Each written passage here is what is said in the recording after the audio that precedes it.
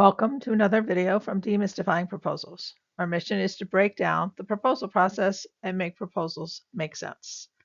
In this video, we are talking about corporate experience versus past performance. It's the first in a series that we call What's the Difference? As in, what's the difference between this and that? And in this case, corporate experience versus past performance.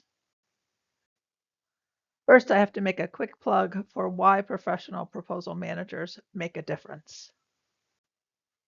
So a professional proposal manager is going to ensure that you have a compliant proposal, drive to a compelling proposal, drive the proposal schedule itself, and work with the resources to complete desktop publishing and formatting.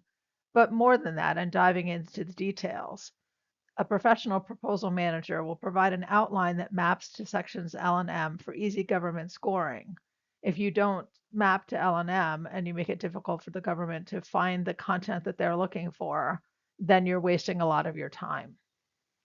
Your professional proposal manager will also ensure that the final submission meets all the requirements from the RFP.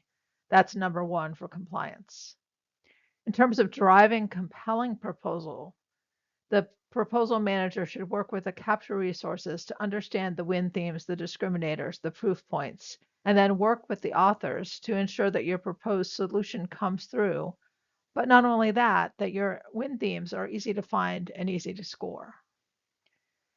When it comes to driving the proposal schedule, obviously the proposal manager schedules and organizes the color team reviews. But as most of you probably know, if you don't do those well, if you don't have effective color team reviews, then again, you're spending a lot of time and energy on something that's not going to drive the needle. And that's not a very effective way to run a proposal. Finally, that desktop publishing and formatting seems like one of those things that should be easy, but is actually often very difficult. Getting the content down to the page limits is a very challenging part of being a proposal manager.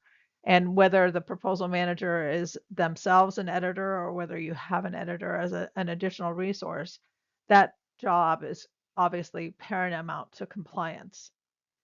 But then also working with graphics to develop concise and compelling graphics is a very important aspect of a professional proposal manager's job, to make sure that the graphics really tell the story as much as the text does. So again, bringing forth that compelling aspect of the proposal.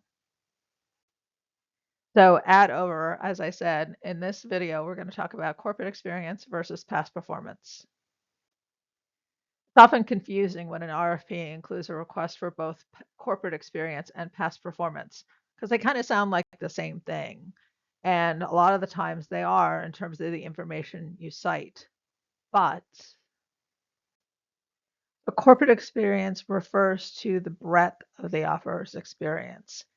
In the case of corporate experience, you would want to include anything that you're going to actually cite as past performance, but you can also include additional contracts that are similar in nature. And this allows you to present your corporate experience more broadly because your past performance is usually limited to only a few number of contracts. In terms of writing this section, you should present the information based on the statement of work by task areas, not by contract, in more of a narrative form.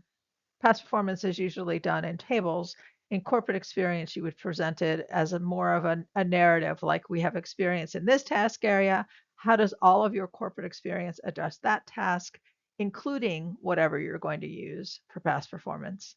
And then the next task area, how does all your corporate experience address that task, including whatever you're going to use for past performance? Thus, you have a chance to talk broadly about your experience in doing the same kind of work. By contrast, past performance refers to how well an auditor performed. How well did you do that contract? And so you talk about each contract singularly. You need to show how the contracts are similar in size, scope, and complexity to the work being proposed, something you don't have to do in the corporate experience section. So in the case of past performance, you should map your past performance description to the SOW task by task for each citation. but you keep each citation as its own entity, usually, as I said, in a table format. And the citation matching the statement of work task by task is what makes your past performance compelling by showing the direct connection of the scope of work for your experience to the scope of work for that of the RFP. You want to make the evaluators' lives easy by showing them how the projects are similar in scope, size, and complexity.